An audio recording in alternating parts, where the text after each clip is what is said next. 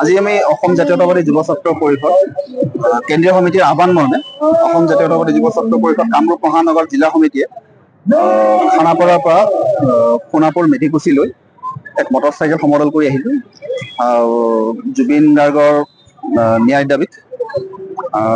আজি প্ৰায় 2 মাহত ভৰি দিলে, 59টা দিনত ভৰি দিলে। আৰু জুবিন গাৰ্গৰ অৱৰ্তমানত অসমবাসীৰ মন অস্থিৰ। তদন্ত হৈ আছে যদিও আমি অসম জাতীয়তাবাদী যুৱ ছাত্ৰ পৰিষদ কামৰূপ মহানগৰ সমিতিয়ে একেবাৰে পানী নহৰকা তদন্ত বিচাৰিছোঁ আৰু দোষীক মানে কঠোৰতকৈ কঠোৰতম শাস্তি বিহাৰ কাৰণে দাবী উত্থাপন কৰিছোঁ। সেয়েহে আজি এক মটৰচাইকেল শোভাযাত্ৰাৰে জুবিন গাৰ্গৰ ন্যায় দাবীত পুনৰ ৰাজপথলৈ আমি কামৰূপ মহানগৰ জিলা সমিতি ওলাই আহিছোঁ।